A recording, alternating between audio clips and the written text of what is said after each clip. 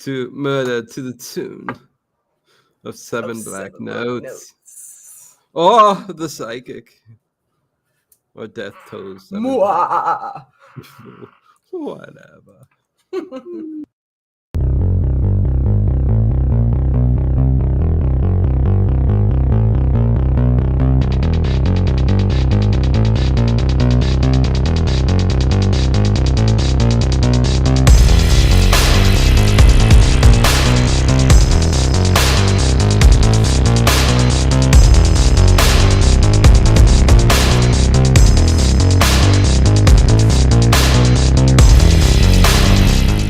Is it just me? Or is it getting crazier out there? It's murder, it's just all murder. Hello, everybody. Welcome to Late Horror Show. I'm Dino. That's Ginger. Hi, Ginger. How you doing? Hi, everybody. Yeah, hi. How you doing? Good to see everybody tonight. Hey, Connie. Hey, Thomas Gordon. Hey, Black Roses. What is going on there, Justin? Good to see you. That is not an H.R. Geiger poster on the thumbnail, but it looks very much like it. And yeah. So we are here tonight to talk about, as I said, Murder to the Tune of Seven Black Notes, 1977, written and directed by Luccio Fulci. And I'm probably the only one that put that in the title for the movie review. And there's not a whole lot out there, but it goes by the psychic in the U.S. So, I went a little different. I put the Italian Murder to the Tune of Seven Black Notes. And this was not very gory, not sexual at all, no nudity. It's very much not a typical kind of giallo that we're used to. It's more of the supernatural kind of suspenseful. Can you hear that rain? It is pouring out there. Oh, I don't want to hear that. I am a psycho. What's going on? Woohoo! Good to see you guys and gals there in the audience. Wish I had prizes for you. But yeah, no. Door number one, door number two, or door number three. Door number three, yeah. Which one will you take? I wish I had a big set like that, but I don't. But yeah, this Luccio Fulci, I still think New York Ripper is a little bit better than this. I like New York Ripper better than this. But this is a... You're just saying that to mess with me. You're just saying that to mess with me. I really enjoyed New York Ripper. New York Ripper had I did too, but I like this one better. This one is classy because it has Jennifer O'Neill and her wardrobe. Her wardrobe. Listen, you're always on the same level as me. And hello, Anita Green. Good to see you. She says, Heidi ho to all of you. Dirt Road Devil. Cheers, everyone. What's going on? And Judy Gayhart. Hi there. Good to see you, Judy Gayhart. So yeah, no, listen, she is very classy. Jennifer O'Neill, she exudes Italian fashion, can I say? With the hat, the trench coats of the era, the 70s era that, they just, and she's just beautiful. So she's to mention flawless. She's flawless. Her jewelry in this movie was by Bulgari. No furs, way. All of her furs were by Fendi. Luccio Fulci knows horror. So that's a big budget right there to have her using jewelry by Bulgari and furs from Fendi. Her wardrobe was a huge budget. Yeah, if the top thing I wanted to talk about in this movie was the wardrobe, then we'd go really deep into it. But nevertheless, good to see you, Bubba. Hey, Bubba. Hi, Connie, my darling. Mwah. Hi, Jody. Hi, Justin. Justin, I can tell that you really like this movie. Yes, and we will discuss it very quickly. But listen, Fulci has done everything. When you dig into the career of Luccio Fulci, as said by a lot of people, he Italian cinema, they would go where the money brung them. You know what I mean? If comedy was big, Luccio Fulci did comedy. He did spaghetti westerns. He did dramatics. Anything they needed him to direct, he would do. I think over time here in the U.S., he's become more known for his horror and his giallo. but I still have to dig into some of the other ones. A lot of people still say The Beyond is the best movie he's done. I think it's either. I really do think it might be this. This is very underrated. I know I just said New York Ripper is better for different reasons. This one is totally put together. I'm not going to say perfectly, but almost flawlessly, like a puzzle that falls. All the pieces just fall together at the end. You kind of throw it up in the air, and throughout the movie, another piece falls, and by the end, you're like going, "Wow, that all makes sense." Okay, I see what you were doing there. But yeah. We have Jennifer O'Neill, who is Virginia Dolce, who is the an American designer, right, Ginger? You know that. She's very fashionable. Designer. Yeah, she's very fashionable, and she's married to Francesco Ducci, played by Gianni Garco, who's basically a rich douchebag playboy. Yeah, he is. Dirt Road Devil, The Beyond, House by the Cemetery, The City of the Living Dead, best 3 horror in my opinion. Have you seen this one, Dirt Road Devil?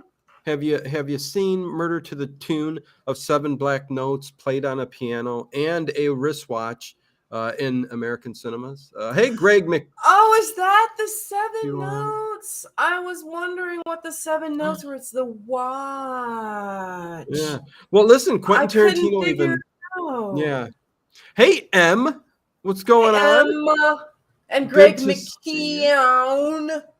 And Greg McEwan, Kathy, what's going on? Hi, everyone. New York Ripper. I like that one. It's a Giallo. That means I do some Giallos at least. Yeah, listen. Again, New York Ripper. Dirt Road Devil. You can't go wrong with any of those movies. The Beyond, House by the Cemetery. City of the Living Dead. But yeah. Let's get into it. Luca Fattori plays Mark Porrell. Mark Porrell plays Luca Fattori, the therapist, the handsome therapist who was a little bit in love with the rich wife Jennifer O'Neill. I guess they used to be an item. And you got to throw that in most of your Giallo films too. It's a staple. You know what I mean? There's usually a therapist involved, and that therapist usually always loves the female protagonist or whoever. I love scary movies, says Judy Gayhart. Me too. Woo! I wish I had. I'm going to have to buy some of those things that. What are those for 4th of July parties? You just shoot out champagne bottles, whatever they are. The only thing I kind of wish they had done, and this is me again with the details, but the little girl, Virginia, and the grown-up Virginia, they could have picked the little girl who looked more like what the grown-up Virginia would have looked like. They picked a little girl with bright red hair and brilliant blue eyes. It didn't matter to me, but I know. It was a small thing, but I was like, she doesn't look anything like what the little girl looked like. Oh, it's something that stood out for me too. Like when I saw her at the beginning, I saw her as an adult, I'm like going, is that her? The hair. Her eyes are green. Her hair's like a chestnut color or maybe auburn. I tell you what though, when you're younger, that happens though. My hair was literally white blonde up until I was 5 years old, and then it turned into the darker brown. It was literally white hair. I know. My daughter was born with blonde hair and blue eyes, and now she has like red hair and like green eyes. But yeah, I know it changes. She changed a lot. That has something to do with the alien race that's here, I think. But we won't. I don't think so. I think it has to do with her diet. No, it's in the DNA. We have nothing to do. We can't do anything about it. Really. Don't go off track. Let's stay on track. Okay, hey, it's Dave Plouffe. Hey, Dave Plouffe. Yes, Fulci is known Fulci is always something about the eyes. It's always the eyes. Lots of close-ups of eyes in this film. And I tell you what, her makeup artist did a fantastic job because I was looking and her makeup was completely flawlessly, symmetrical. Even because I was looking, I would have been like, oh, they went a little heavy on the left eye, not on the right. It was perfect. And they were constantly zooming into her eyes because she was having visions. Yes, I mean, listen, it's all about her being a psychic, kind of having these visions. And listen, the entire movie and we'll start from the beginning and the end like we always do, but the entire movie encapsulated is about a yellow cigarette, a blue ashtray, a yellow taxi, that red lampshade, red lamp, red walls, a red room, an old woman bleeding, a broken antique mirror, a letter under the statue of a nun. These are all visions that she sees at the beginning of the movie, which we're going to go into here in a second. And something then, about the wall. She couldn't figure it out, but it was something about the wall. Yeah, and that hole in the wall. Inspired, it seems, a little bit by Edgar Allan Poe's The Black Cat. Absolutely. So there you go. Anytime you bury somebody in a wall, you got to talk Edgar Allan Poe. And colors... Suspiria, I had black here until I turned 45. Now it's turning white. I blame space people. Black roses. That's funny. Our eyes are strange. They change colors. Well, mine's always been blue. Like really strong blue eyes. Like, see the background on the screen? It's like really, really blue if I get a real close-up. Like anyways. A Mykonos sky. Yeah. Hey, Jay Satori. What's going on? Good to see you. Everyone in my family has green eyes. My eyes are like babies, like brownish green. My daughter's eyes are green. Mine are like greenish brown. But her eyes were blue when she was born. I was like, really? She's going to have blue eyes? we should have a whole stream about like people's eyes and eye colors and. So like this woman's driving. She's in a beautiful European car. No, you're already going off track. Hello, Seth the Welsh. What's going on? Hey, Seth. Yeah, tell me all your guys' eye color. I'm curious. Listen, okay, then you do that, and I'm going to talk about the movie. I'm going to talk about the movie. No, because you got it wrong already. You're starting at the wrong place. Hey, Adam, for Christ, what's going on? Sometimes there's a woman driving. There's a woman driving. Yes. No. She drives herself to the White Cliffs of Dover and hurls herself off. I'm sorry, Ginger. I thought you were going. See, I'm wrong. Ginger's right. Oh my God. Elizabeth, this is the big one. Dino admitted he was wrong. Honey. He uttered the words, "I was wrong." I'm coming to join you, honey. Woo! No, I thought you were going straight. I thought you were going straight to her driving. The movie begins with this beautiful woman driving as if she's in a daze. It's like she's in a daze. She is. And the little girl is in a different country. This woman is at the White Cliffs of Dover, and the little girl is in her little girls' school in Italy. You can see she's in Florence because you see Brunelleschi's dome, and she see that dome that you see, the reddish dome. That's how you know you're looking at Florence. It's Brunelleschi's dome. But anyway. Oh, tell me more history. The little girl can see her mother. The little girl can see her mother getting ready to hurl herself off the White Cliffs of Dover. Isn't that a song? It sounds like it should be, or at least a name of a poem. I like that everybody's giving me the true color of their eyes. Root beer brown, says WWM, and hey. Root beer brown is like the color that redheads get, where it's like almost like a reddish brown. That's the color that a lot of my family, a lot of redheads have. Dave Buffet, it's been kind of Twilight Zone-ish here lately. So, yeah, I think I'm in the wrong channel. That guy. It's that guy. Yeah. It's not me. It's that guy. Yeah, me. It's me. But it's yes, no, yeah. So the beautiful woman gets out, goes to the cliff. There's a little girl who, again, is supposedly Virginia, the young daughter to this lady who's going to jump off, her mother. And she's going, "Oh, my mother. And I love the school teacher that runs up to her and tells her, "Oh, it's okay. You crazy. She says to her. Yeah. That's the movie.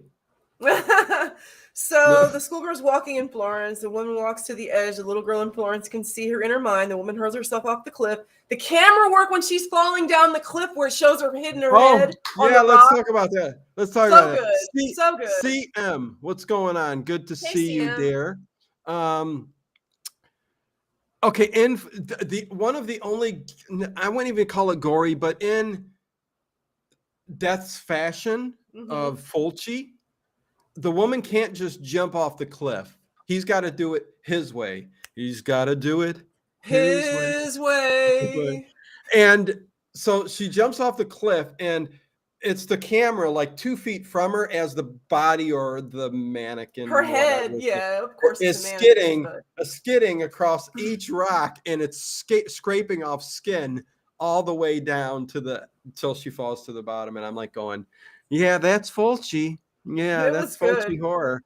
But again, and if you think about it, and I learned this from probably watching Columbo or Rockford Files, she was so close to the beach. She should have fallen like really close to the cliffs, but they wanted to make it dramatic, so they put her right out by the edge of the water. She wouldn't have ended up way over there. She was going straight down. But anyway. She was like literally like. But that was very, very. I've never seen anything like away that. From the Have you? Cliff. No, I've never seen anybody. I've never seen anything like on that. The way down. I've seen people tumble down on their way to the bottom of the ocean, but yeah, never close up with the skin peeling off the face. But whatever.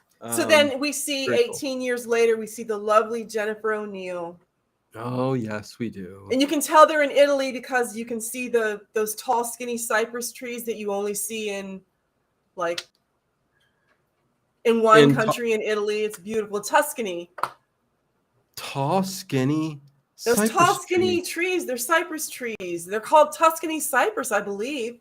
I know. You know what I'm talking about when you see pictures of Italy. Would know that, but now we're getting horticulture. Listen, you get all kinds of good information on this. Don't let me tell you about the murder that I read about yesterday, that they solved it by using the needles from a juniper bush, and they can do DNA on juniper bushes and find out that not only is it the same species, but it was from this tree, and they solved a murder like that. Holy Moses! So they're going. Smell the roses, it's Jennifer and smell her the husband. cypress. Hey, Mike Barrett, Cypress. Dummy Death Like Duckling. Yeah. Hello. Hi. So, hello. We see Jennifer. She and her husband are driving, and they're so in love. They're so affectionate and kissing each other and stuff. And they're in the back of looks like a silver shadow, a Rolls Royce. It's beautiful. And he's driving to his little private airport, to his plane. Tunces. Do you remember that? Tunces, the driving Tunces. cat? Yeah, Tunces. Yeah. With that wackadoodle. What's her name? That wacky girl. Yeah, the cat would always drive off the cliff on Saturday Night Live. Tunces! The cat that can drive! Tunces! Anyways, yeah, that was funny. Yeah, that's it, Dino. Hi. So then she drives home. She drops her husband off, and he takes off in his little private jet. And she's driving home, and she starts having visions. She's going through tunnels, and it's like she's starting to see this vision. Yeah, and you know what? You know what got Fulci to really kind of dive into this kind of a film, which he had never really done before, is that he's always had this kind of fascination with fate, kind of like not being able to control what's going to happen, like when you're going to die, anything like that. He kind of had a fascination with it. So, thus you get this kind of a film where this woman, this character, Virginia Ducci, Ducky. Hey, it's Ducky. It's spelled Ducci, so it's Ducci. It's Ducci. Ducci. It's a Ducci. And that's what her husband was, Ducci. Oh, geez.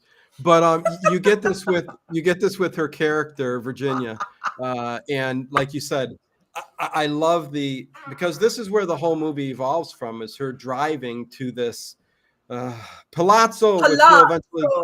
Which used to be her husband's swinging bachelor pad.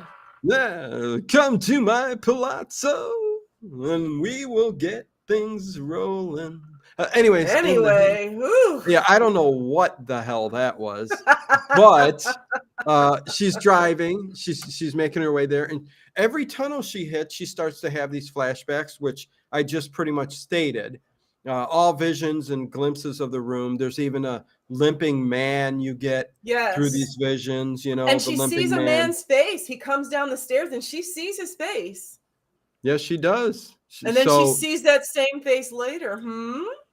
She does. She does. And there's almost like two halves of this movie too. Yes, because something happens and they give you a switcheroo. Like you thought it was one thing, but it's actually something else. Yeah, we watch the same thing. Anyways, what? So she's getting these glimpses going through the tunnels, and it's like this kind of the sound stops. And at first I thought, are these where they get the tune of 7 Black Notes? But no. And listen, the tune of 7 Black Notes is the tunes coming from the black keys on the piano.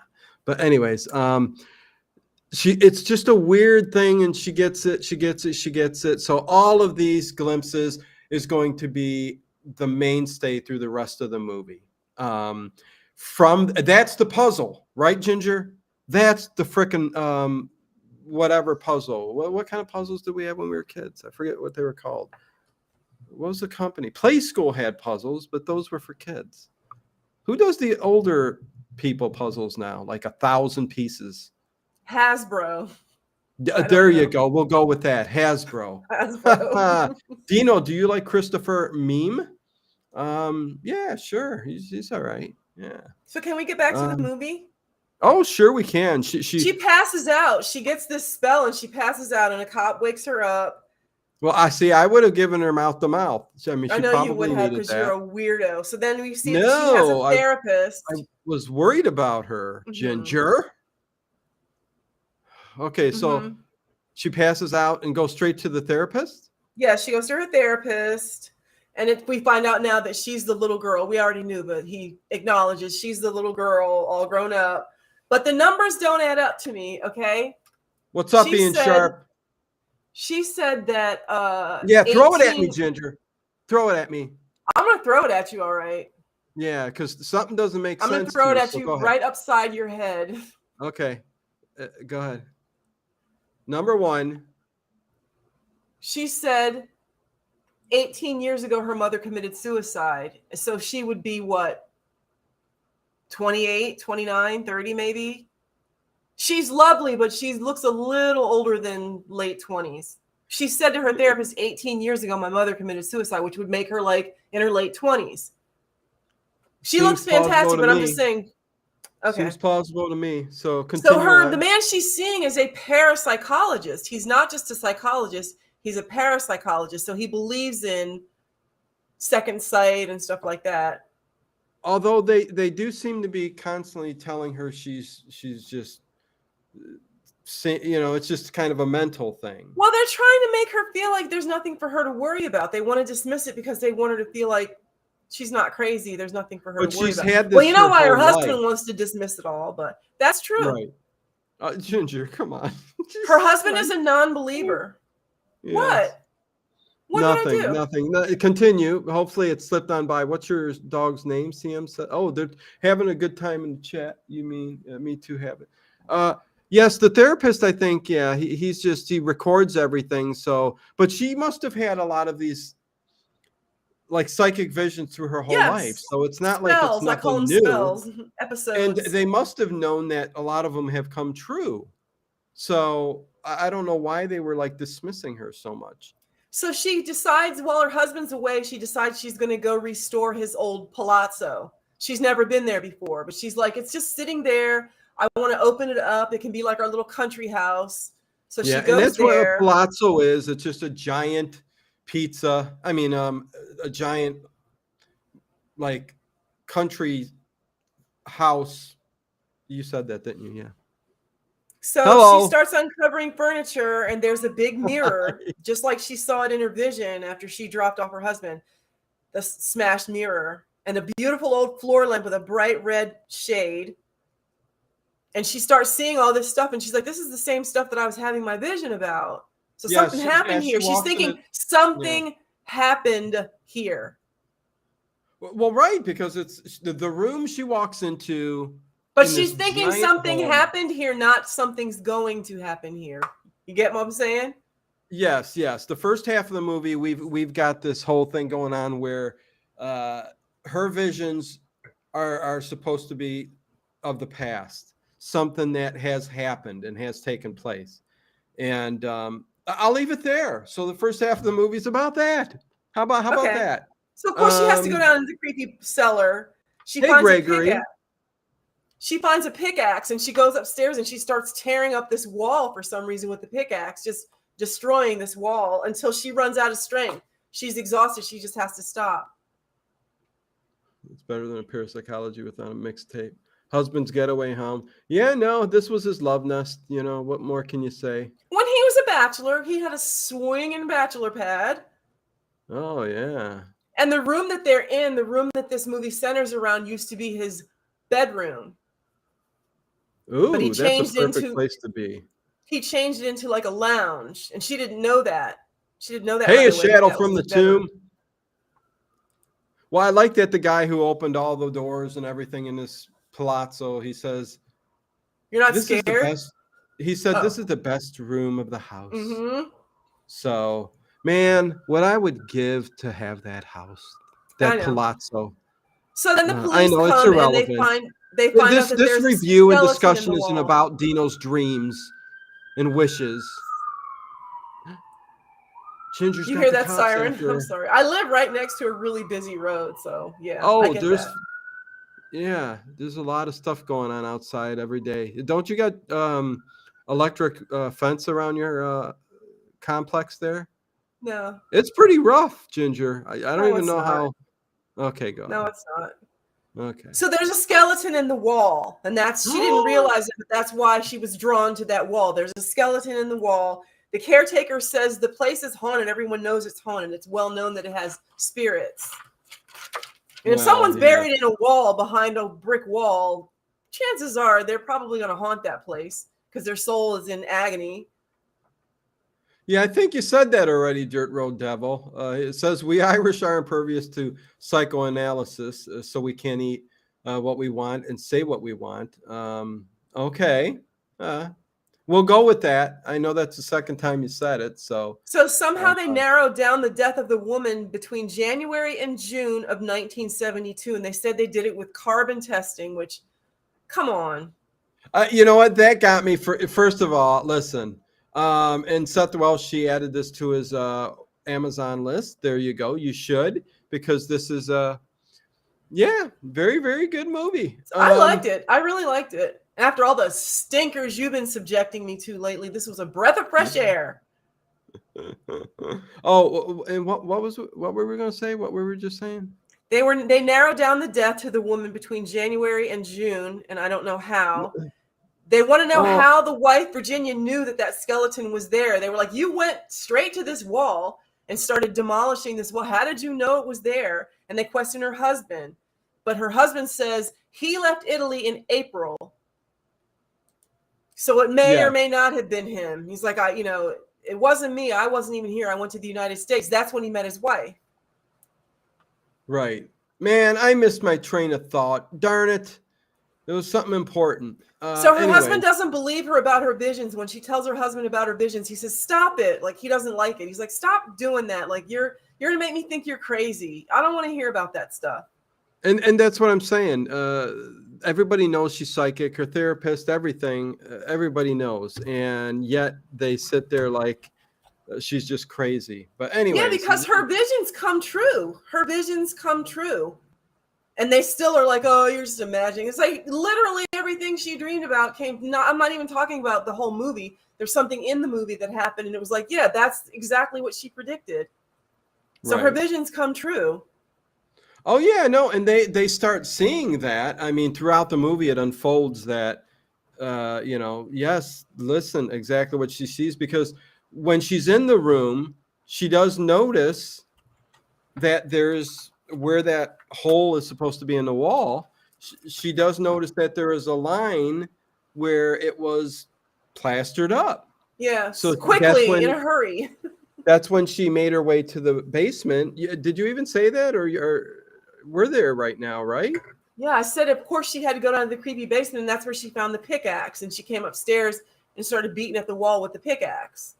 And then she called the police. The police came, and it was like, oh, there's a body back there. There's a skeleton back there. I didn't hear any of that. I must have been thinking amongst myself, adding so up she numbers. Keeps going back to that room. It's like she can't stay away from that room because she knows there's something in there. And all I can say is, I couldn't be in that room. There was a skeleton buried behind a wall in that room. There's no way I'd be back in that room. Come on. That's the past. You got to let the past go, Ginger. Forget about it. The skeleton was that of a 25-year-old woman, but in her vision, she saw a woman bleeding from the head, and it was an older woman of like 50. So she thought that was who would be behind the wall, and they were like, no, it was a woman around 25, which how would they know that? It was just a skeleton. But I don't know. Yeah. Why do I think it was in reverse? I thought they found a woman in her 50s. No, they said the skeleton was that of a 25-year-old woman, and Virginia said, no, the woman in my vision was old. Old, she said, guess what 50. Yes, and guess what just popped back into my head? You mentioned... I could never guess. Hello. You mentioned carbon dating. Yes, the police said, well, with carbon dating, we can... And he narrowed it down to... like 6 months. A very short period of time. Did you saying that? I said all that already. No, but yes, but you also said, I mean, carbon date. Yes, can you do carbon dating on a person that's been? Is that even a thing? That's what I'm saying. I don't think it is. I was like, carbon dating. I don't know. I mean, I know you can do. I thought carbon dating was for like rocks and. Yeah, am I wrong? Somebody in the chat, tell me. Let me ask Siri. Maybe Siri knows, because Siri knows a lot of stuff. Hey Siri, can you carbon date a person? Professor Plouffe. Said, I'm not sure I understand. Let's see. Hold on. Let me ask this again. Shh, Ginger. Hold on. Can you carbon date a human body? Yeah. Applying carbon-14 dating to recent human remains. Since when? Were they able to do that in 1977? Archaeologists have... Okay, hold on. Listen, we're going to get down to the details of this. We need to know. Measuring carbon-14 levels in human tissue could help forensic scientists determine age and year of death. There you go. I guess that's a dumb thing that we didn't know. How about that? I'm ignorant. Let's move on, shall we? Now we both know. Justin Cordero, what's going on? Tomo, Tomo, what's going on? Good to see you. No, you can cut someone in half and count all the rings. I knew you were going to say something like that. I will date anybody. Oh, Dave Plu. Oh, God. Bada bing. Ching. Oh, I like that. So they show a picture. The police show her a picture of the girl whose skeleton was buried. They found out who the girl is whose skeleton was behind the wall. She's lovely. And she saw the same girl in a vision on the cover of a magazine. Yes. So did Duran Duran. I tell you. Yeah. So it was a beautiful woman, which comes into play a little bit later on. And when we get to that, we get to, I mean, the movie really, I'm not trying to say it's simplistic in its storytelling, but where there is a lot going on, there really isn't. There is and there isn't, because it all revolves really around this room and what took place in this room. And then there's not a whole lot else going on. I mean, it is an hour. It's enough. 38 minutes. 38 minutes. It's perfect. Yeah. So, hey, Harry Scott, what's going on? Turns out that Virginia's husband, the playboy, he knew the girl intimately. They had a relationship, and she's buried in the wall in his house. So 2 + 2 equals 4. I know. So they arrested her husband. He's in jail now. He said he was a math. Yeah, he said he was a math. He's in Sing Sing. I didn't do it. I tell you, I didn't do it. You are now in Sing Sing. You damn pigeon. That's from the Three Stooges. I know it is. Come on, it's Jesus. When they were holding up a chair. Yeah. Mo was. So his sister comes, and his sister's a weirdo. She and Really? Virginia go to the Palazzo. She's a stuck-up snob is what she is. I think all she did was just like she was one of those spoiled slobs that just laid back, in her chair all day long with her little poodle and just didn't do nothing. And she comes there and she starts talking to Virginia with these yellow cigarettes. And that's where Which was a thing. That was a thing. The yellow cigarettes, those French cigarettes. Well, it was a Giallo cigarette. It went with the Giallo books and novels of the time. So, Giallo. So her husband's in jail. Her sister comes. She and Virginia go to the Palazzo. Her sister Do you tells her think that it's she a shame that changed. her husband gets in jail? No. Virginia finds out that her sister changed the furniture in that room after Francisco went to America. Francisco. So Virginia thinks that means he was already gone when the girl was killed, but she doesn't know for sure. Her husband's in jail. She goes to visit him, and he yells at her about her hallucinations. He really doesn't like it when she talks about these visions, but she still supports him. She's still like, oh, but we're going to find the answer. I'm going to find the answer. Yeah, because she don't believe that he's done it, because at this point, this is still the first half of the movie where they think it's a death from the past, and she says he wasn't in the country when it happened. He was already gone.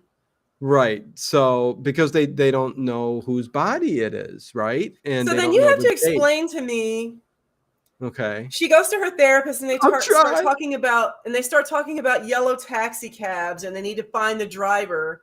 So I guess yellow cabs weren't yellow before 1972 or something in Italy.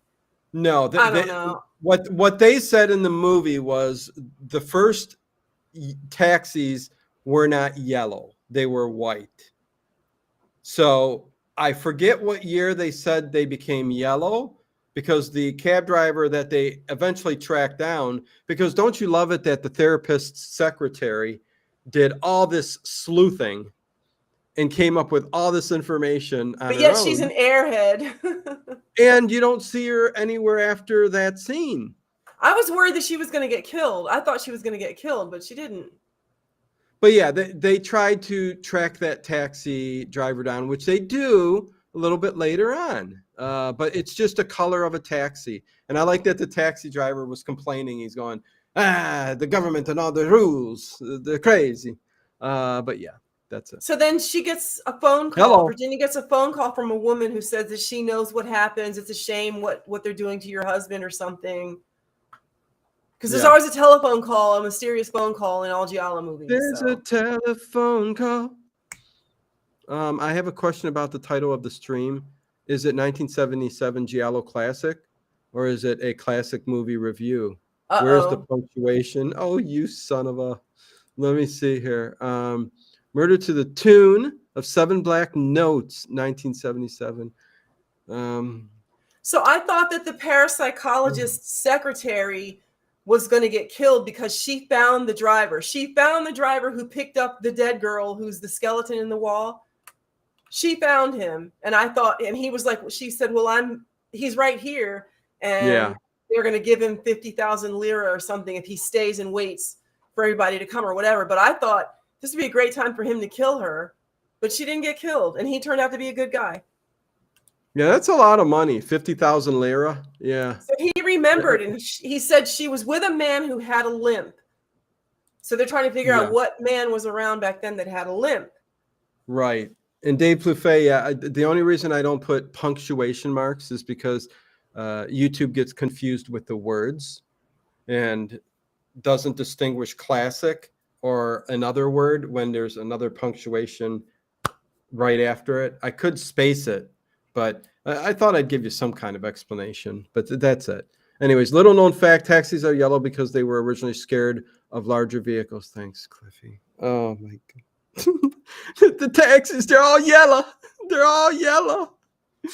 Yeah, that's why they're always driving away from the scene. Or a gallery because they're thinking she sees these paintings and they're like, well, let's go to the art museum or to this gallery and she's like, no, this isn't where it was. She's like, no, it wasn't a gallery. It wasn't a museum.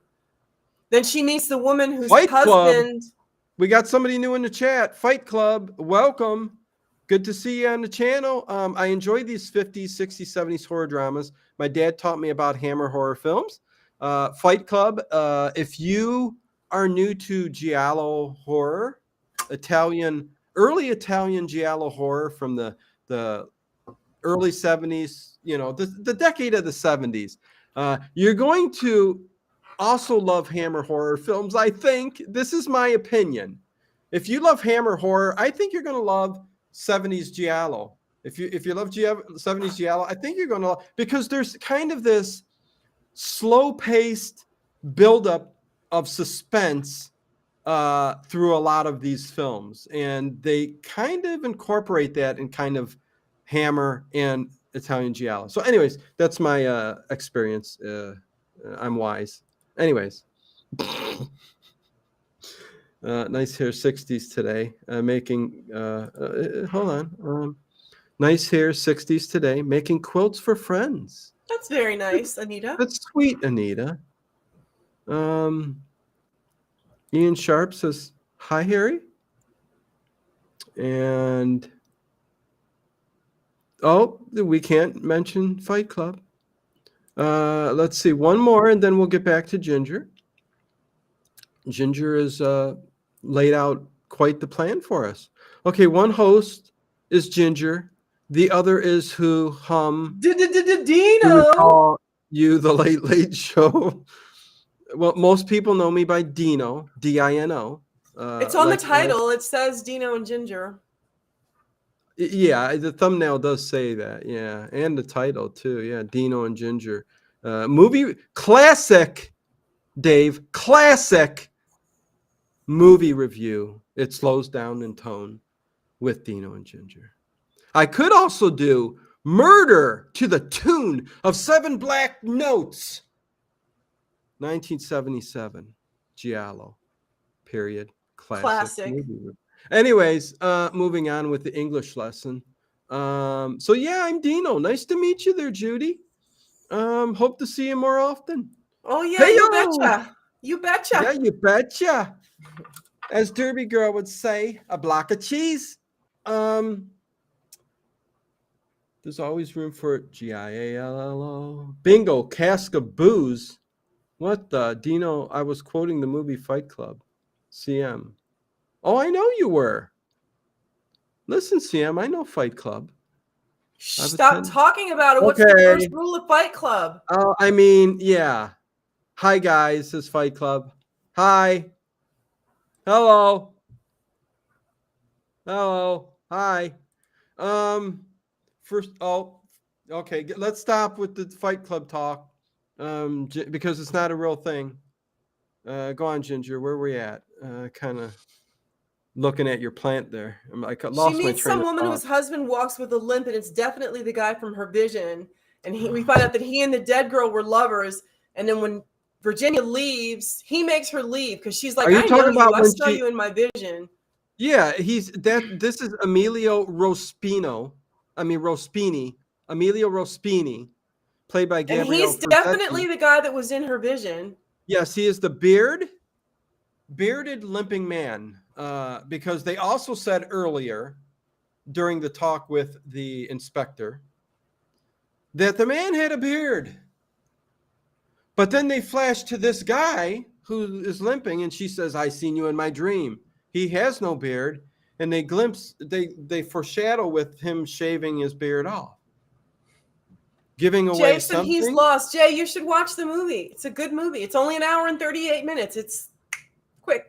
It's a great movie. It's worth it. I'm not sure why you're lost, Jay. Just keep along. Keep going.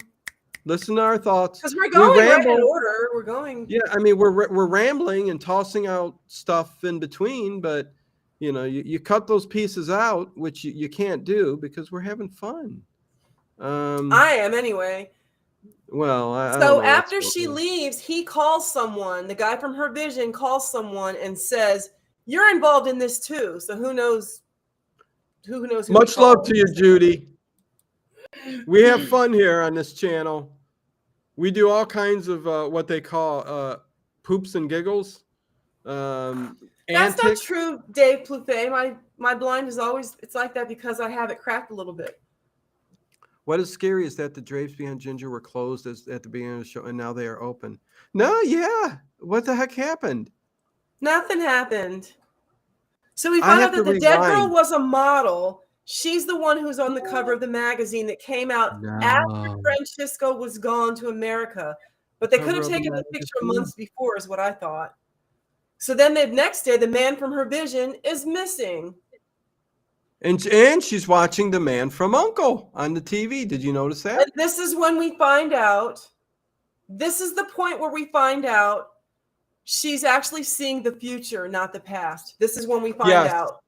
That is where the script flips and it takes on a whole new meaning because, yes, everything that she's seen is going to be laid out in kind of bits and pieces. Like I said, all the puzzles falling into place. That's why the mirror in her vision, it was smashed. But when she sees the mirror in real life, it's not smashed. Right. Yes. And she was introduced to the yellow cigarette. On that blue ashtray. Yes. And the statue. And the statue was not tipped over where the letter was that she saw, which plays a big part in this. And there's Blue back there eating. Look at Blue. Blue, you're such a star. Look at you. That's my boo-boo. Eating raw chicken like you're supposed to. I know she should be eating. Look, you can see my bedroom. Ooh. Oh. That's where the magic happens, baby.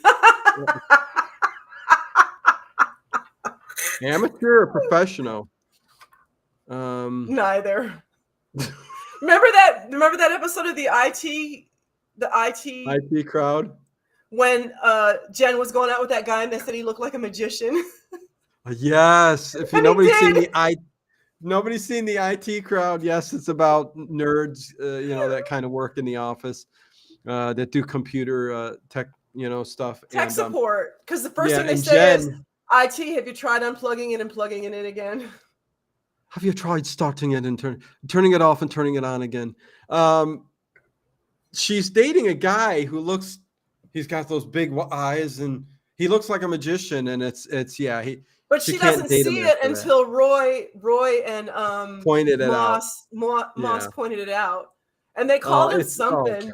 His name was George, and they called him George the Magnificent or something. Oh, you mean George the Magnificent? Yeah.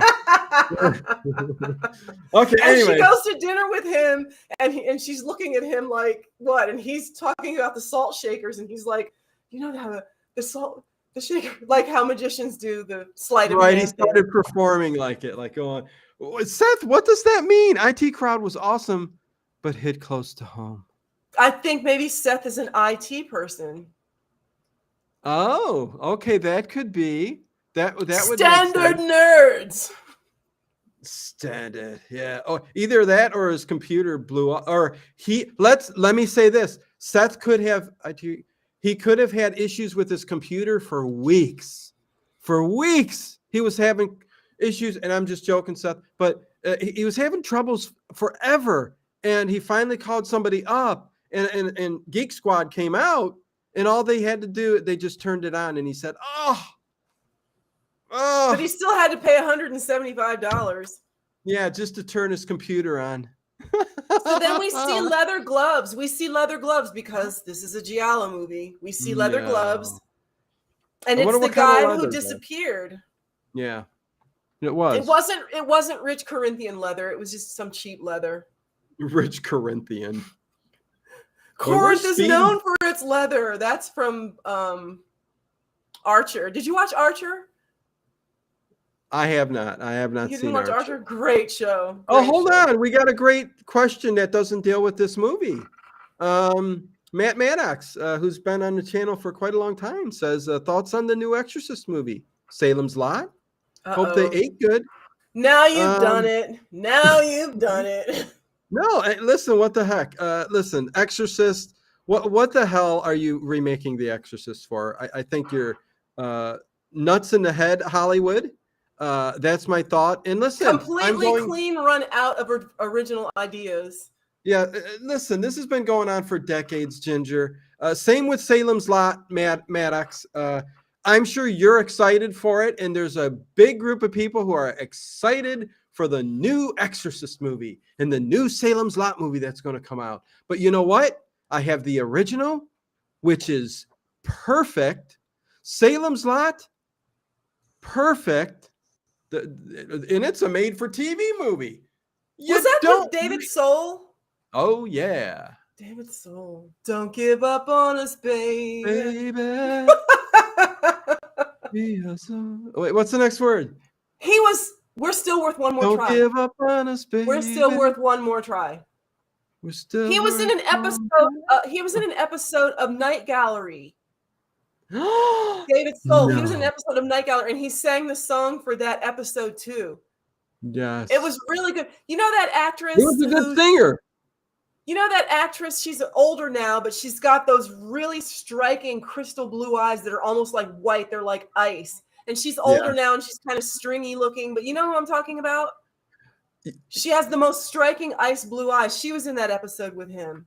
Yeah, no, I know exactly what you're talking about. It. Oh God, I wish I could remember the lady's name and what other movie she played in. Colonel Crypto says she was in a TV show. What was she in? Walking Dead, or she was in a TV show too. Down with remakes. Creativity is almost gone. Yes, yes, and yes. We are so off course, but you know, we're rapping. We're rapping. It's all right. People will argue the point over and over. And like Matt Max says, he's laughing. LOL. I just hate that. Listen, there is a lot of creativity, but it gets buried by all of this popular mumbo jumbo. And listen, the people who've never seen the original Exorcist or the original Salem's Lot will see these new ones and go, Meg Forster. Meg Forster.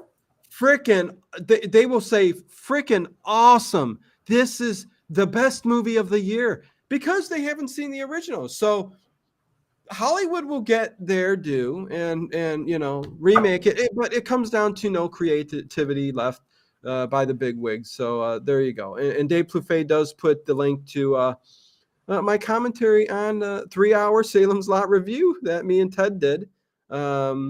Yeah, me and Ted did. And it cheapens, to me, it cheapens the original when they try to redo it. It cheapens the original. It makes the original like you disrespected a really great movie. And when something's perfect, why mess with it? You know, I mean, I don't get it. Anyways, I would even go so much as say, just go on and continue the story. Make just a Salem's Lot Part 2, like you know, something. Instead of trying to remake it, right? Yeah, I mean, anyway, so yeah, we've gotten off. Just like Amityville Horror. Amityville Horror, the original was cheesy, but why try to do it again? Why would you try to do that again? Oh, listen, that's a movie in a franchise that got out of control. Yes, Meg Foster, Crazy Eyes, Meg Foster, Night Gallery. Night Gallery, great. I like Night Gallery. As much as I like Twilight Zone. Night Gallery was scarier to me than Twilight Zone. It was a bit more suspenseful in I'm not going to say in a soap opera kind of way, but in that kind of dark shadows kind of vein, kind of Night Gallery. That's 70s. Yeah, I liked it. Loved it. And I will say again, if people haven't watched Circle of Fear, that's also an old 70s creepy TV show. I played all of those on this. Very good. I played all of those series on this channel, but what was the one with? That was the one with Sebastian Cabot, yeah. Yes. As Winston, the Orson Welles type character or whatever. Yeah. Night Gallery. I love the episode of the lady who was blind and wanted to see, but all the lights went out. It was Joan Crawford, wasn't it? Joan Crawford. Her to recover her vision. I think it was Joan Crawford. Yeah, it could have been. Okay, back onto the movie. We got to end the movie review before we go on talking about other things. I love Night Gallery. Okay. Well, Twilight Zone did have better ideas, but anyways. She found the bust fallen over, and there's a letter under the bust, but we don't find. What does the letter say? Do we ever find out what the letter says? Well, that's the thing. There's a couple times in this movie where big clues are revealed, and you never get to know what's up with that. Like the letter is one of them. You kind of know because she finds it, sticks it in her pocket. Okay. She doesn't read it. Listen, I And then would have someone opened goes looking for it. Someone goes looking for that letter and it's not there. So they know she's been there. Yes. But what was yes. in the letter? They never said, but they kind of insinuate, and you kind of know that it has something to do to give away the killer, right? It would give away Person the who killed killer. the skeleton in the Yeah. wall.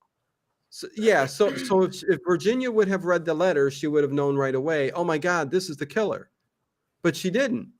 And I'm trying not to give the ending away yet, but So the guy's chasing her, and this oh, same thing always and happens. The same thing always happens in Giallo movies. The woman gets away, and then she breaks something and alerts the killer to where she is. Or the one the other night that we reviewed, where she was up in the balcony of the church and she bumped up against the piano, the control for the piano, which alerted the killer to where she was.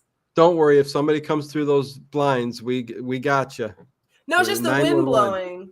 It's just the wind. Nobody's coming through there. You need to repel to get up to where I am, so I'm not worried about that. Yeah, it's hard to get up. So she gets away and she ends up in something that looks like a church. Again, reminds me of the movie we just reviewed the other night. Who was chasing her this whole time? The guy who we thought was the killer. The guy. Who we think is the killer still. We see the limping guy that is shaven now that she saw in her. He's the one who's chasing her, and so we assume he's the killer. But while he was chasing her, what did we notice that was different, Ginger? He didn't have a limp. He didn't have a limp. There you go. He didn't have a limp like she had in the flashback.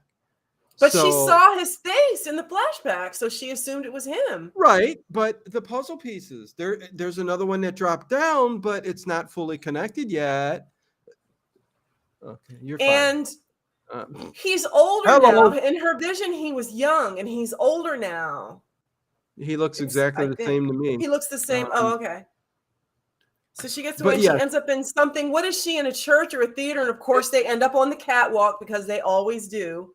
I love that she runs across the street when she leaves the Palazzo there with Emilio Rospini following her, unbearded but mustachioed. There's a church that's being rehabbed, and it'd be nice to live in a town where you can leave the door open, something very expensive like that, and it's left open, and she runs in there and closes it. And yes, it's a beautiful church being rehabbed, and yes, up to the catwalk she goes. On the catwalk she goes, and so she goes all the way up there, and he doesn't see her. He knows she's in there, but he can't see her. And just as he's about to leave, the alarm on her watch goes off. Yes. And it starts playing this tune, and you're the one who just told me that's where the 7 notes comes from. I was like, what 7 notes are they talking about? But that's where it comes from. Yeah, and you said they're all minor notes? Well, yes, and it becomes the ending of this movie, and which we'll talk about. But like I would have liked Edgar Allan Poe, The Telltale Heart. Yeah, I would. Emilio Rospini, this guy who's chasing her. I wish at some point he wouldn't have acted like a killer. Yeah. After you find out what. So I guess he was just worried about her finding out that he was seeing that girl that got killed. Is that? Well, he just didn't want anybody to find. See, well, okay, you might not have said it then. When he came to the Palazzo, the old lady that she had in her vision was there dead, dripping blood on the steps. Was his wife. Yes. So he came there to see her dead. Oh. Okay. He killed her. He killed his wife. He did. You're saying Emilio killed his wife? Who killed his wife? Evidently Francesco. He's the killer. Whoa, see, you made me blurt it out. I don't know. See, it gets a little convoluted. Okay.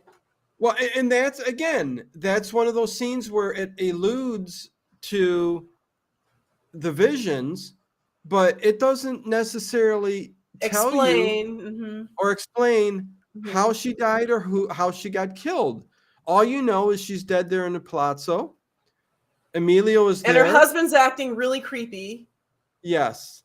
So you think it's him, but he ends up, again, at some point, I would have liked to have him holler to her, but it wouldn't have made for a suspenseful red herring.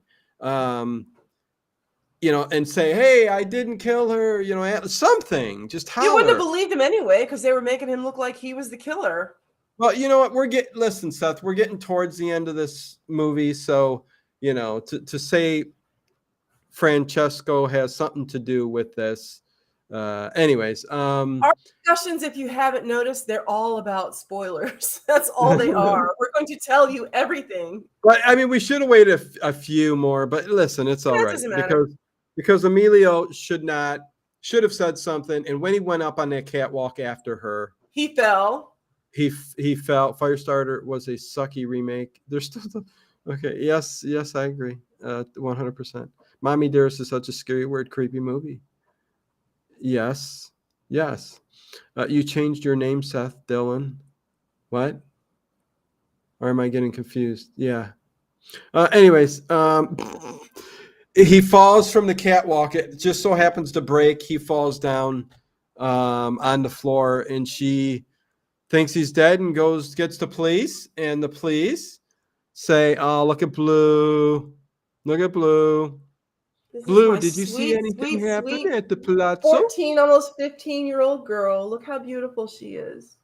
Hey, you old bag. She's What's going on? Sweet old girl. I love her so much. You see the blue in her eyes. Anyways, he falls down. He ends up at the hospital where the cops are questioning him, and he's all like done up and bandaged up and everything else. And he's persuading the cops. I didn't kill her. I didn't kill my wife. I'm not the killer. I'm not the one doing the. So he's just going on and on and on and on and on. And you believe him. So then you're like, well, who is the killer then? But I always suspected the husband because he was just too much of a douchebag. I was like, I bet it's the husband. Right, because coming towards the end of all of this, you get her going back to the Palazzo, her house, and I kind of maybe thought it was the sister too, though, because the sister was kind of weird. And there were a couple of strange phone calls, so I can see it, but yes, Francesco, her husband, ends up going to the apartment, and they start talking, and a discussion's going on. And at the same time, they're discussing everything that happens. And again, he brings in a copy of that magazine, which the therapist kind of is, deducing and getting all the clues and putting everything together. And he actually gets a call from the horse trainer, because there's a picture earlier on in the film that shows a horse on the cover of this magazine. And that's what I said. And she's saying this is how she knows, because that magazine came out during the time when her husband was gone. But I said they could have taken that picture long before he left Italy. Right. And that trainer calls up towards the end of the movie, when Francesco and Virginia are together, and says about the magazine that wasn't that horse. So it happened earlier than said, which means her husband was here. So the therapist immediately says, oh my God, and then hops in his car. I love the chase. But Dino, we didn't talk about the jump scare. After the guy fell from the rafters, she had to walk past him to get out. Yeah. And just when she was walking past him, he reached up and grabbed her, and I screamed. I was like, ah! I was not expecting that. That was a good jump scare. It was a good jump scare. Yeah, it was.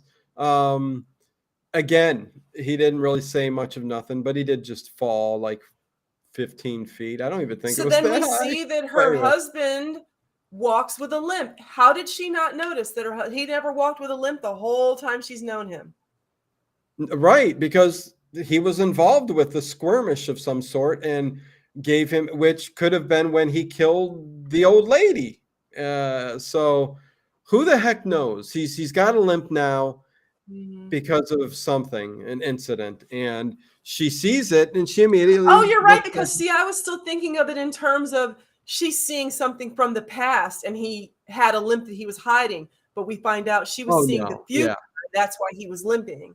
right, exactly, yeah, and he does bring in the magazine. The therapist is on his way. Meanwhile, she's like, he sees the letter over on the thing and asks if she's read it, and she said no.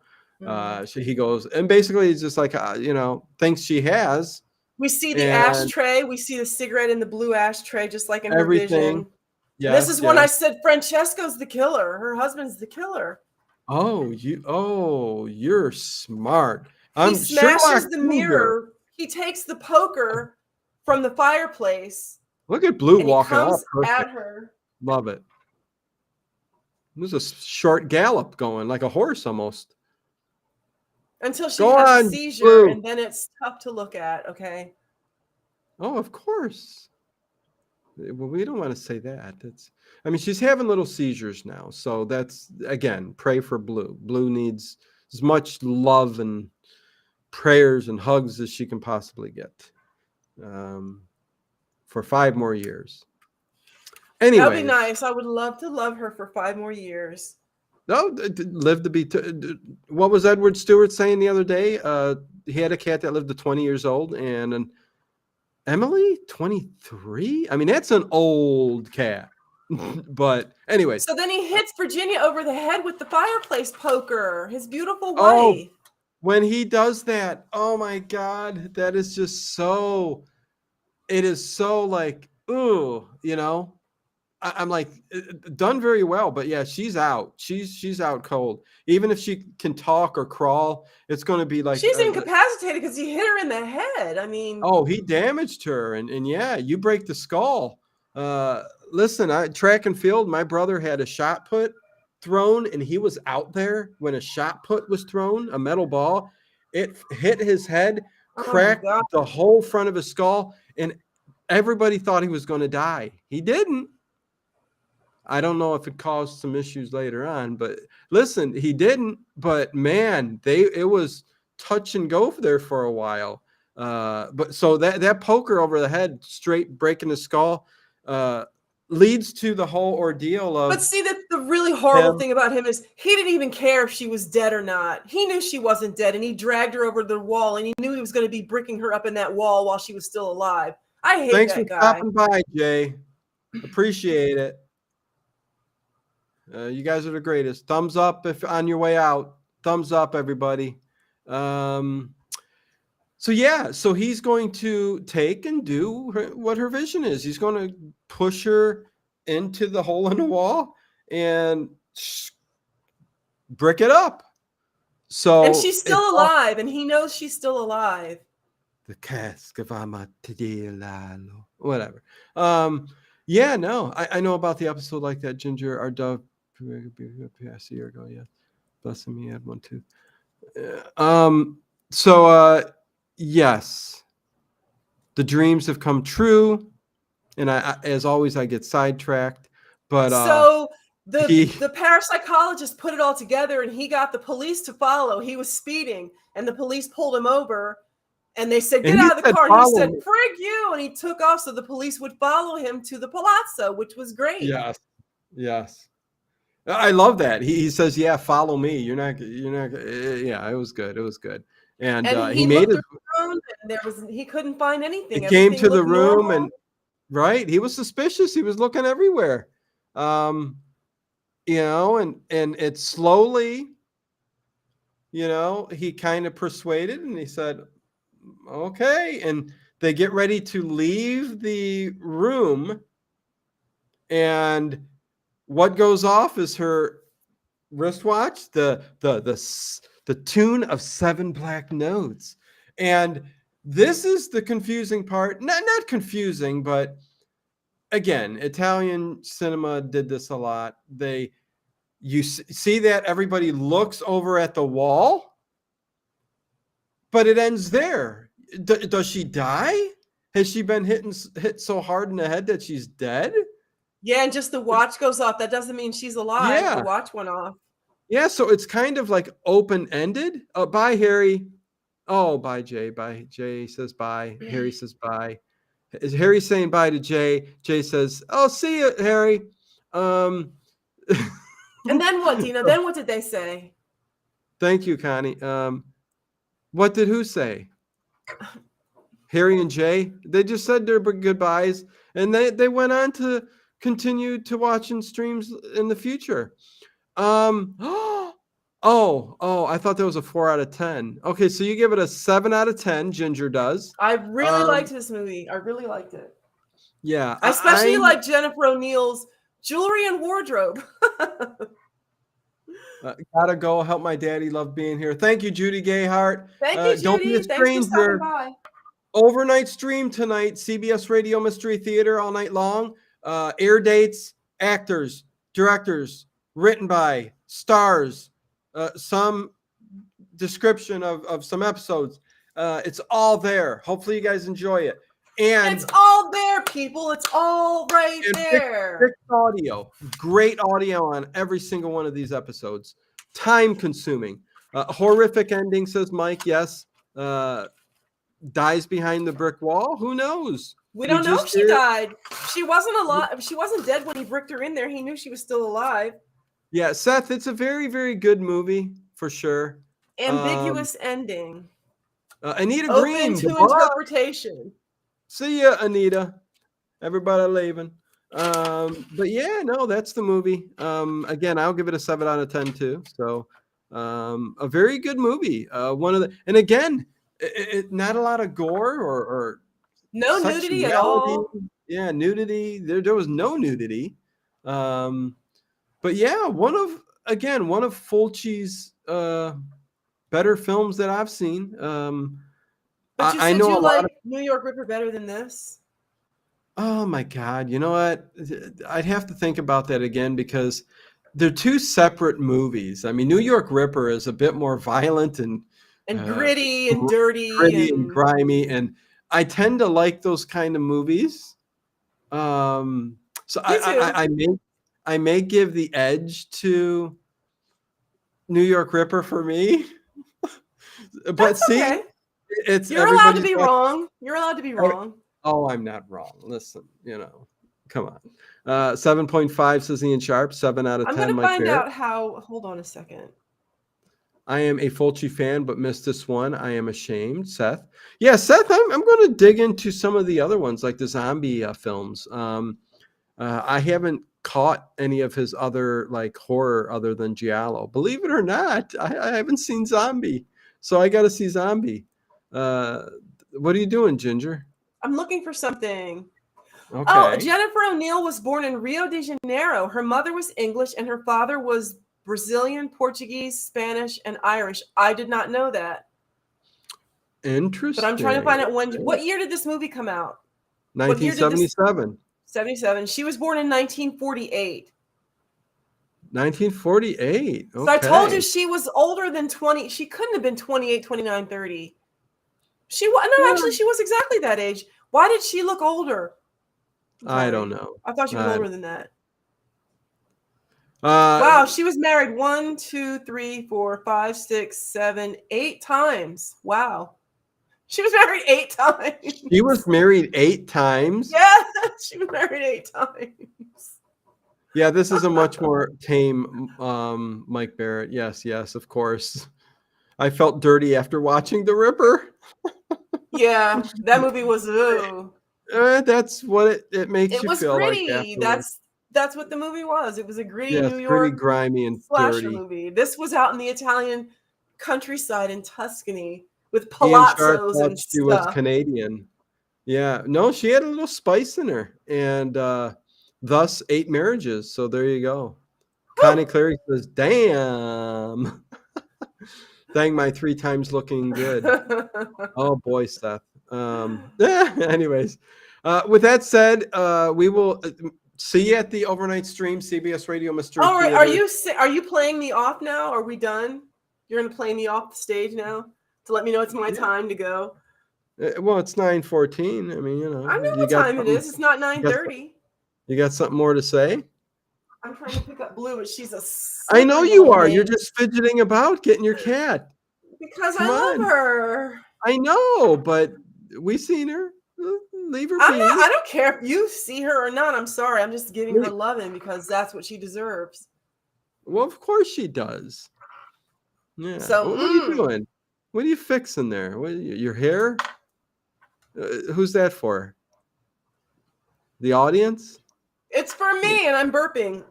Oh, geez. What? Oh, lager? Is it a lager burp? Yes. Secrets. Oh, Dave Plufay's had enough. See you, Dave. Thanks for stopping by. Again, get back to me on a Saturday. You want to do a commentary on Murder by Death, if you want to. So, Dino, what's with this trivia night you were talking about? Oh, this Saturday. It's different and interesting. It's going to be a little bit different. It's going to involve all of classic Hollywood. All of it? The classic movies. So yeah, all of it, just in general. So you kind of never know what the next question is going to be. So I'll be posting that soon. But also did post a couple more movie reviews that me and Ginger will be doing, and other stuff coming up soon too. And please go check out Dino's Duck Soup, my other channel. Doing streams over there and getting other original content up there too. So if you like, oh boy, if you like, what's that? I know, what is that? It hasn't started. I'm not there. No, that's from yesterday. Oh, okay. So yeah. Now, there you go. Heck yeah, I want to. Good. Awesome. Look, I'm out of beer, so the show can be over now. I got no I know. We're just sitting here picking our butts now. That's what we're doing. Ew, I'm not picking my butt. Here's my hands. Where's your other hand, Dino? Where's your other hand? Right here. It's right here. Here's my other hand. So can we talk about Night Gallery now and Circle of Fear? Look, it almost covers my whole head. There was an episode of Circle of Fear that starred Martin Sheen. No way. It was a carousel horse. And the girl who played Miri in Star Trek. What was the girl's name who played Miri in Star Trek? Do you remember the episode? Because no, it but does I just nothing told to you me. 2 stars. The girl who played Miri. Okay, well, Martin maybe somebody Sheen. knows it. Yeah, anybody know about that Circle of Fear episode there? And it had a carousel horse that he found. That was, of course, that he brought it into the house, and nothing good happened after he brought it into the house. It isn't David Naughton. No. David Naughton, where'd that come from? David Naughton was American Werewolf in London and the Dr. Pepper guy. Yeah, Barry Manilow and he sang Dr. a song Pepper. called Making It that was in the movie Meatballs. Making it. Whoa. That was in Meatballs. I love that song. Barry Manilow, he sang Dr. Pepper, the Dr. Pepper jingle. Yes, he did. No, he didn't. It was David Naughton. Barry Manilow sung a lot of those commercial jingles back. He didn't sing that one. Prove it. He did Dr. Pepper. Prove it. Let's see. I can't play it, that's for sure. YouTube will go. Did you ever see George Costanza doing the McDonald's McDLT commercials?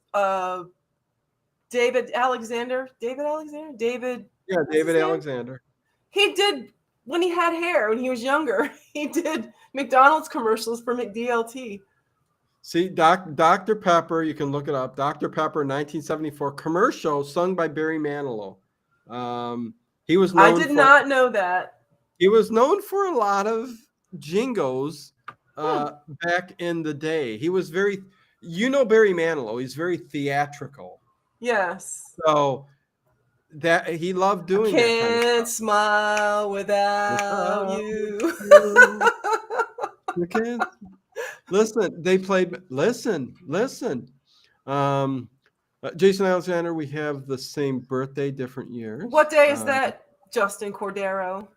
Dave Plufay put the link there to the Dr. Pepper commercial, I'm guessing.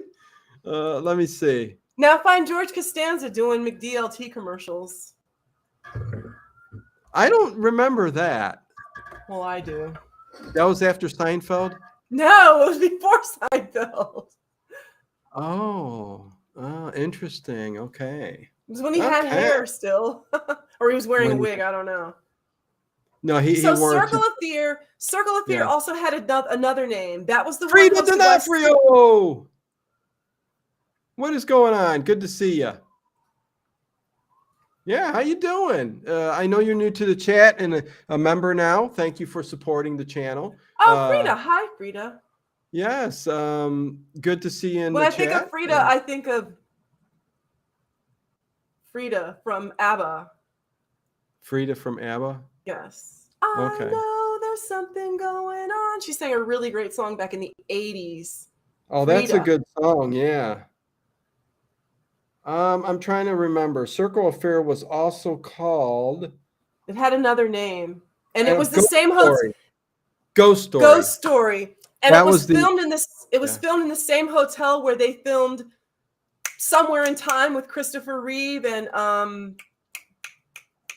that Keach's wife, the what's her Stacy name? The Keach's beautiful wife? Jane Seymour. Jane Seymour. Jane Seymour, yes. Somewhere in Time. Such a beautiful I love love story that movie. I about- love that movie. about time travel. It Yes. is one of the good ones. It's There's a very, a lesser very good known movie. one that stars Lindsay Wagner and the guy who was Yeah, Beastmaster. What was the guy who was Beastmaster? Oh God. Who looks like Mark Yeah. Hamill. What's But it was his name? called The Two Worlds of Jenny Logan, and it was a novel that I read, and they made it into a movie starring Lindsay Wagner. And when she put on this dress, she went back in time. It was a beautiful story. It was just like Somewhere in Time. Of course, it's lesser known though. I mean, come on, it's Lindsay Wagner. And what's his name? Oh, what is his name? I know Singer, Mark Singer. Mark Singer, Brian Singer, Mark Singer. Something Singer. Yeah, he was He one was the of the singers. Beastmaster. Yes, I remember that. Oh, With that the was hottie Tanya Roberts. Ooh, mama. Oh, geez. Yeah, let me bring up a clip of that. At her Anyways, Tanya Robertist. oh, Speaking of those beautiful crystal blue eyes, she was gorgeous. she was a beautiful woman. Mm. Sebastian Cabot.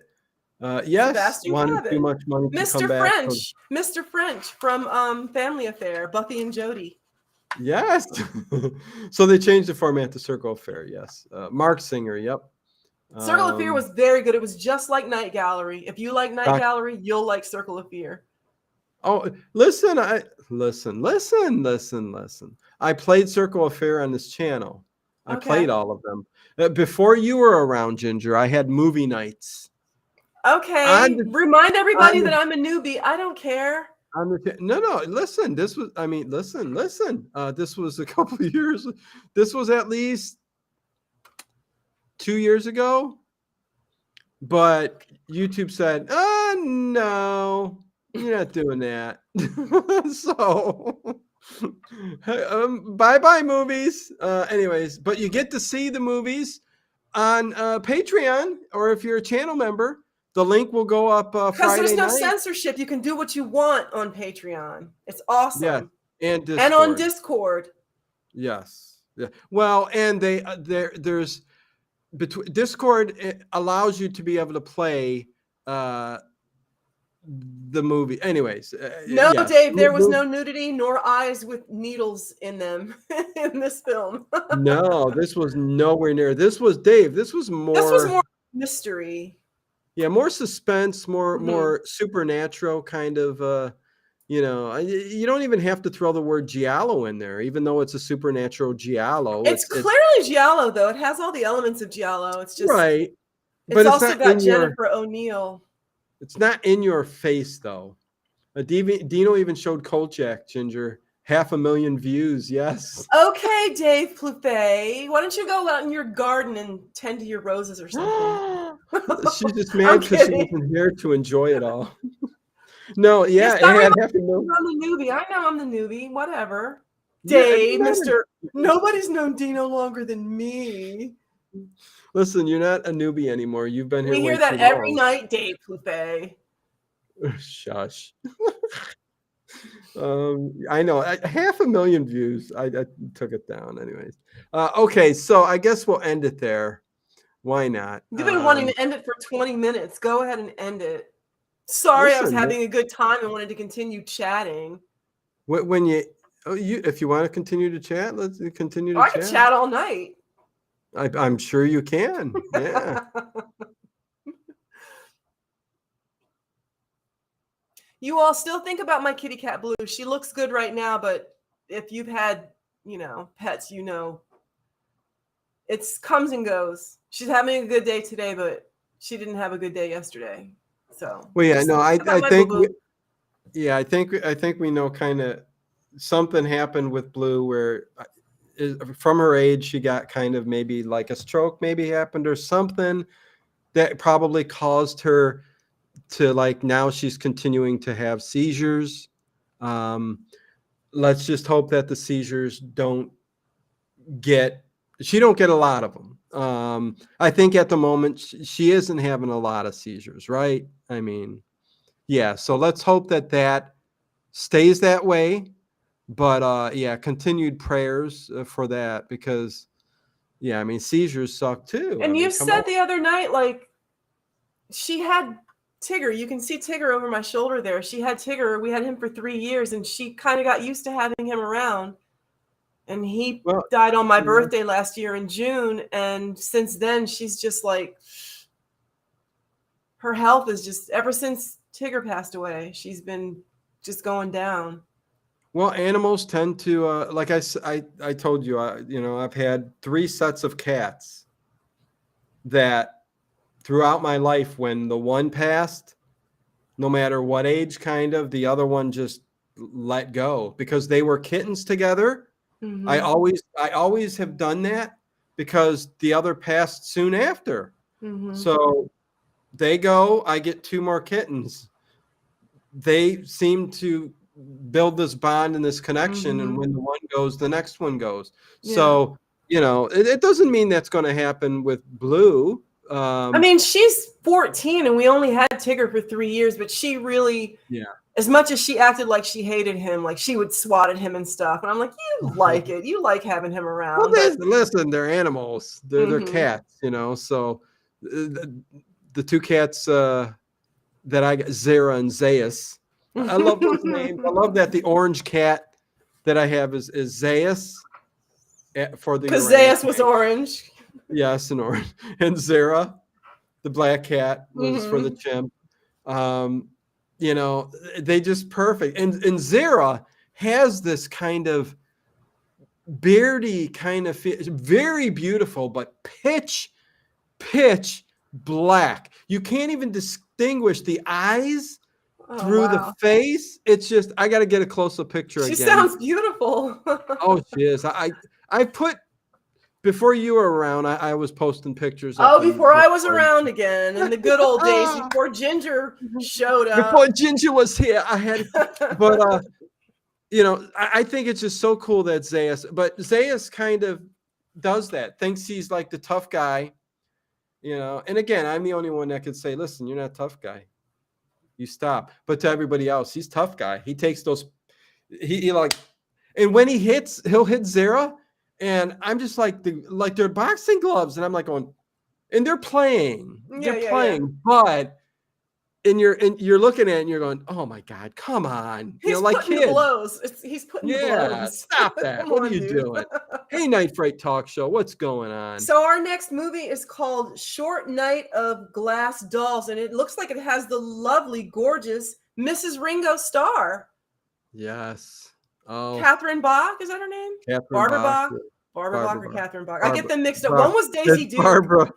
One's Daisy Duke, and one is Mrs. Ringo Starr. Yes, yeah. Catherine's Daisy Duke. Okay, and Barbara is Mrs. Ringo Starr. Yeah, boy, if I got that wrong, I got that wrong, but I don't think so. But yeah, no, that we'll see how that is, and then what are the other movies coming up? Because then they start changing. Wasn't she a Bond movie? She What's was that? a Bond girl. Wasn't she a Bond girl?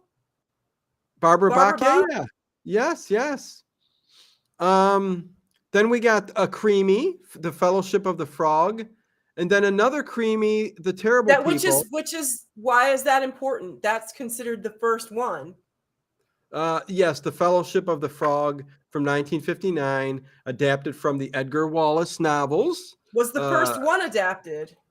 Yes, Riallo Films. That'll be interesting to talk about how they incorporated his stories and where it all began. This is the movie where it all began, really. Where Giallo began? Because Giallo came from Creamy, which Creamy kind of developed this kind of, thing with their movies. But you know what? Something had to have,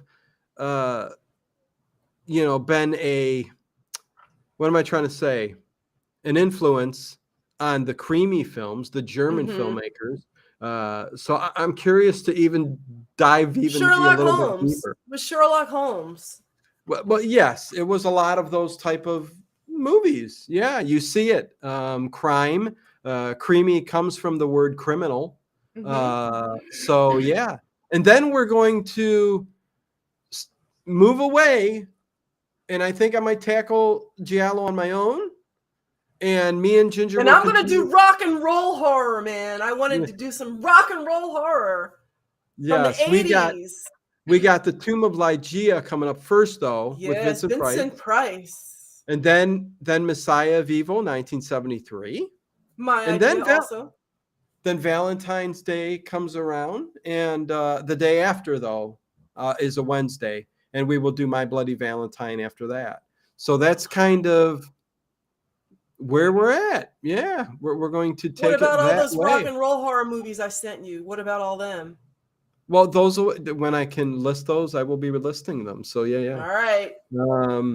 So anyways, with that said, Boo is the same with Boy. The second he went to the vet, she didn't like him. Interesting, Frida. Yeah. Okay. Yeah, we got to get going. Okay, 9:30. Bye-bye. Peace, everybody.